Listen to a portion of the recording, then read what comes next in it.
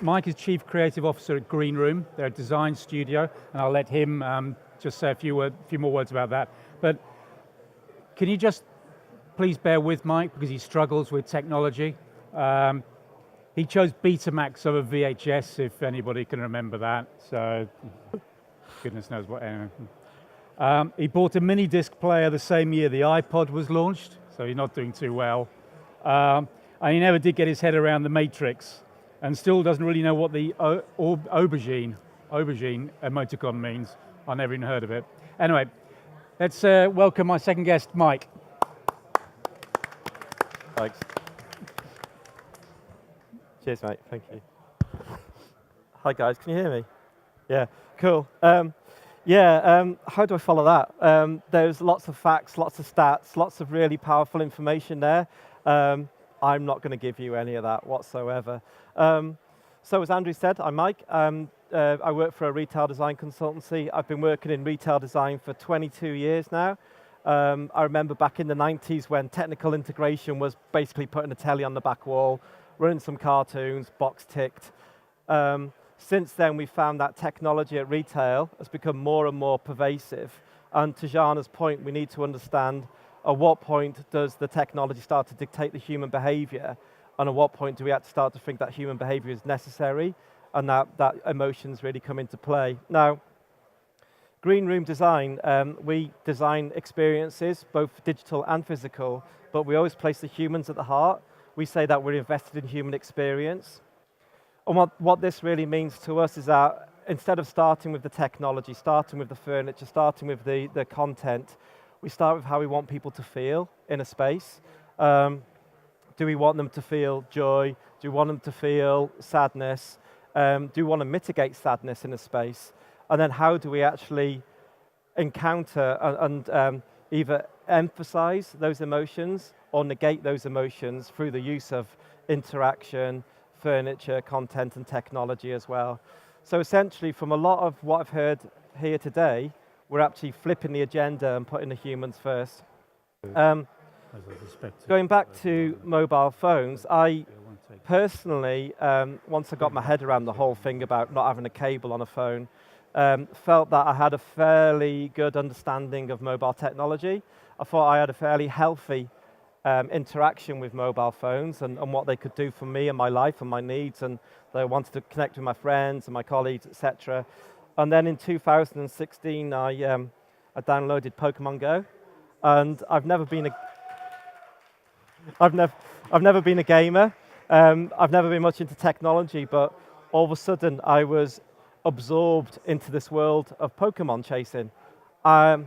I'm 46, I was 45 years old. I was way too old to be hanging around on street corners chasing fictional creatures.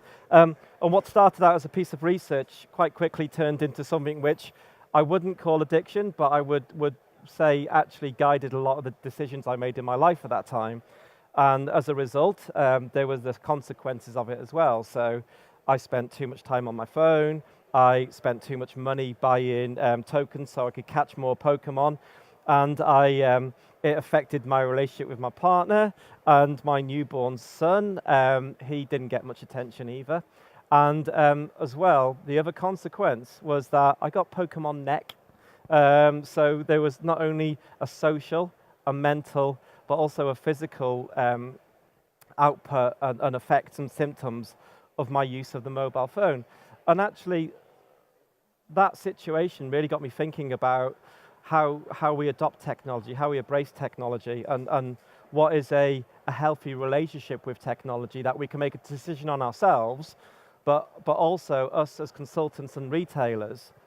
What should we be doing to make sure that we are making the right recommendations that actually not are only good for retail, are good for commercial return, but also good for humanity as well? And that sounds quite grandiose, but I think that's the decisions that we need to start making now. And there's several different reasons for that as well.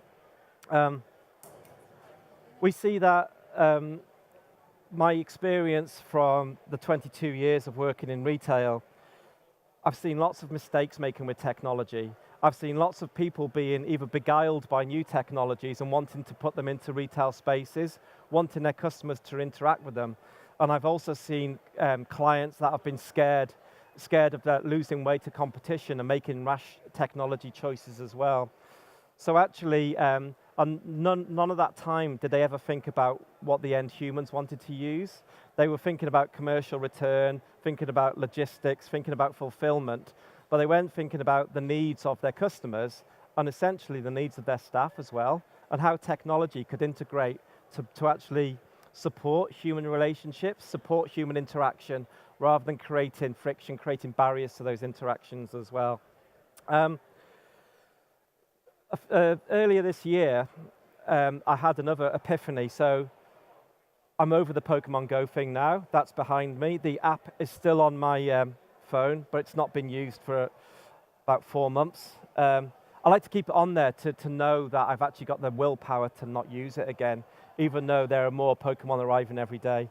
But earlier this year, I had a bit of an epiphany about what the role of technology is at retail. And it happened at 6 o'clock on a Sunday morning in a field while I was doing a car boot sale. We got there early.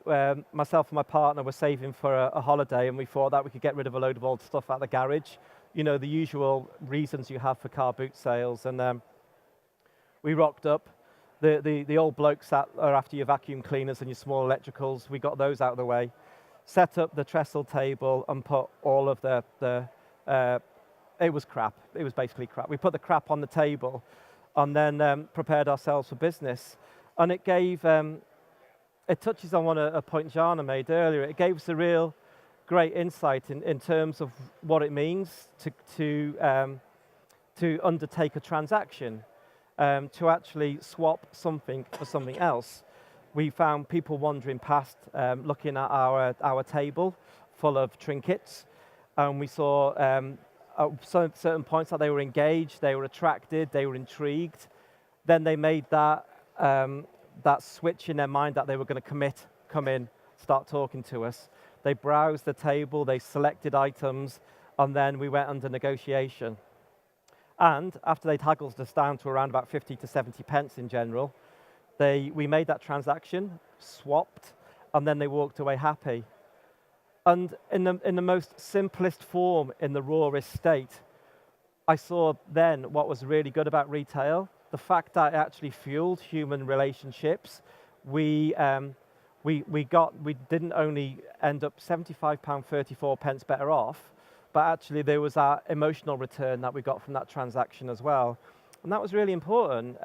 We felt better because we had some money to take on holiday, which we spent most of in a Waitrose cafe afterwards because it was so bloody cold, it was unbelievable.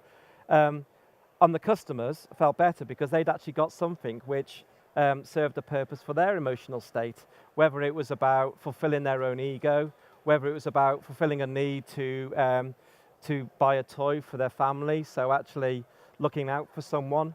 These were things that really mattered to people. And for me, it's really important for us to think about how technology can support those emotional states, those emotional interactions, and what they really mean. So as Green Room now, when we're thinking about technology, whether it's smartphone usage, integration of technology or content, or how we think about staff assist tools, it's really important that we bring it all the way back to what really matters to society, to humans, and to what emotional journeys we're going through, and how, as retailers and brands, we can support that emotional connection as well. So the final word from me before we sit down is don't forget the humans, whatever you do. Thank you.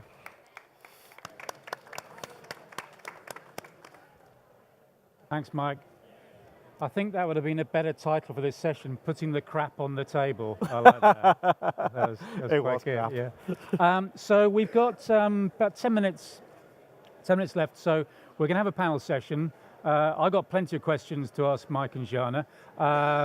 We've got some also which on Slido, so thanks for those. So let's delve into this in a bit more detail. Okay, so first one, which is a great one, and I think I'll ask Jana this. Yes, that's for me. This first one's for Jana, definitely.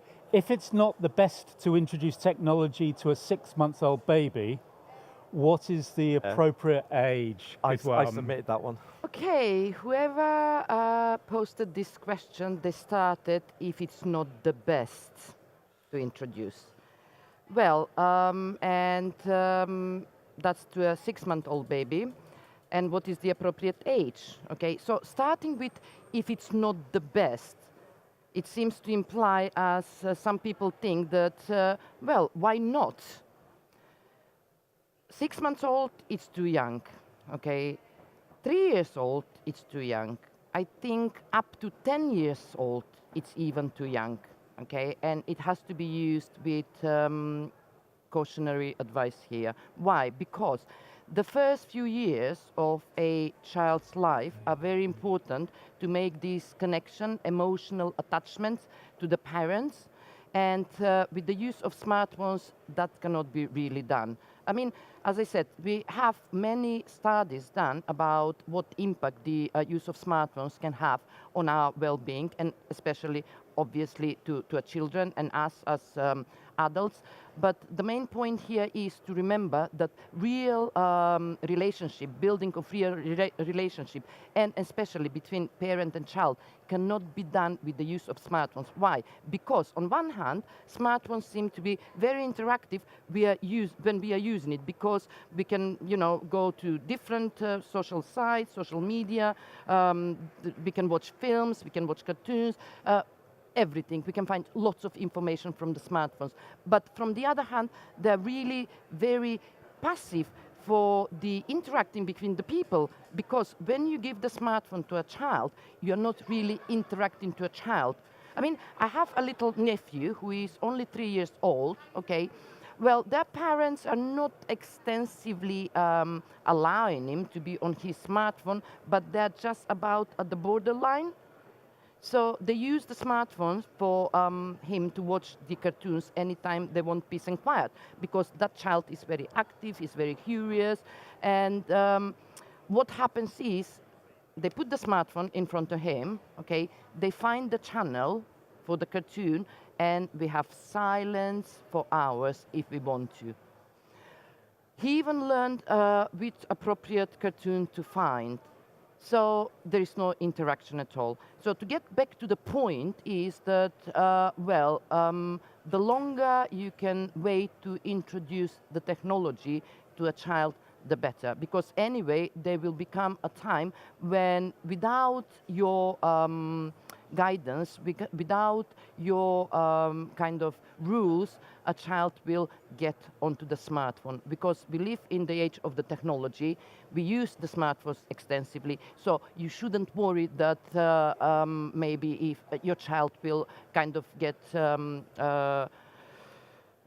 left out of the use of the technology. I'm gonna. If whoever asks that, if you want to see Shana afterwards, you can have a session with her. Yeah, I can ramble about it for hours.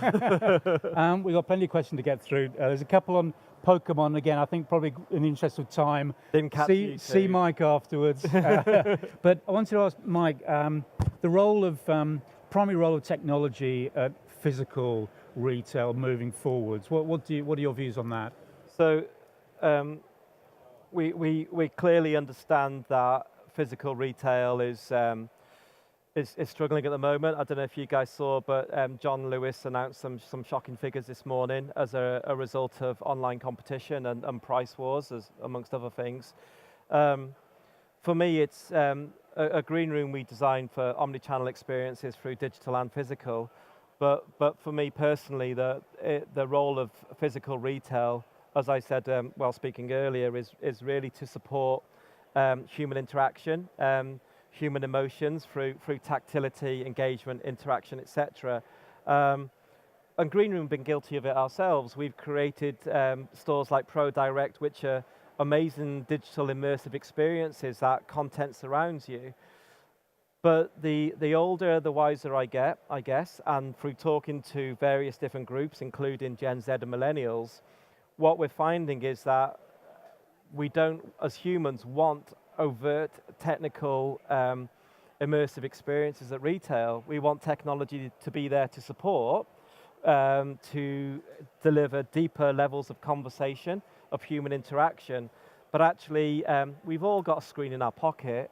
We don't need to be surrounded by more screens. What we need to be surrounded by is purposeful, personal, enriching content that engages on an emotional level. When we shop, we're not particularly rational beasts. We can be more rational at shopping when we're at home on the laptop because we seek out that level of information. Yet when we're on the high street, actually what we're looking for is emotional engagement. We've just finished a project for Bose, the audio company on Regent Street. And all of the digital interactions there are immersive, are experiential, and we avoided using any words at all possible. We just wanted to bring the raw emotion of sound, of acoustics to life through the product and through the immersive experiences. So technology has a role, it's not going away, and we are, although we may not sound it, massive advocates of technology, but again, it's used for enhancing an emotional state, not for pure transaction or sales. Okay, that's great. We've got some more questions coming in. We've got just over 3 minutes, so keep the answers as brief as we can. Here's one. Are we too far gone, or is there a way out of mass phone addiction now so many of us rely on them? Shana, do you want to? I would say that yes, we are too far gone now. Okay, and is there a way? Well, it is. First of all, we need to remember what is the motivation behind the use of the smartphone. And it's usually very specific to the individual. As I mentioned in my speech, why we use a smartphone is a combination of different factors. We use it from practical reasons. We use it because sometimes we feel bored.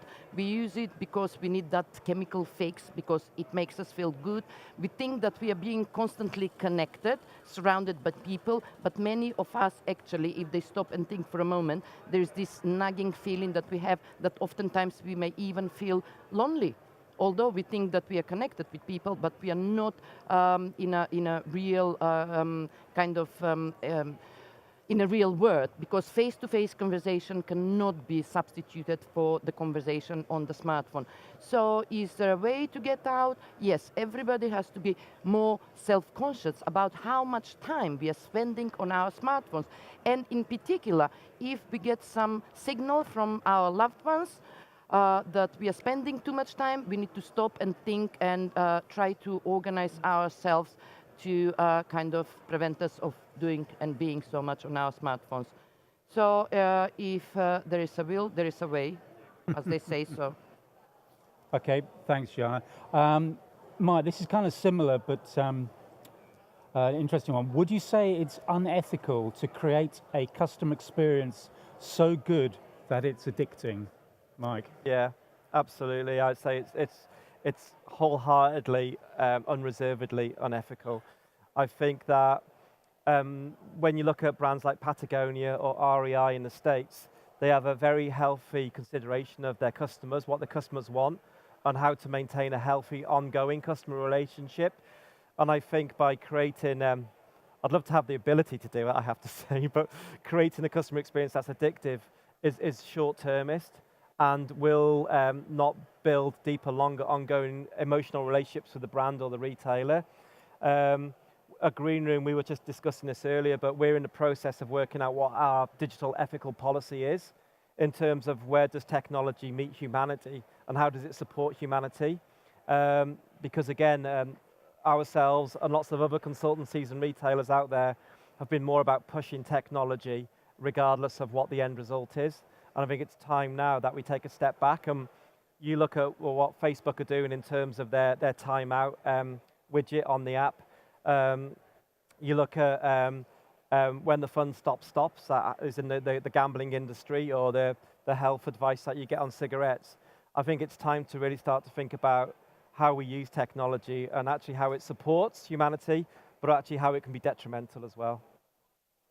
And I think that's a great place, because we're out of time, so that's a great place to end. I know that Mike and Jean are going to be around, so if you've got any questions for them, then we're going to be around too. So thank you very much to my guests, and thank you. Thanks, guys. Thank you. Yes.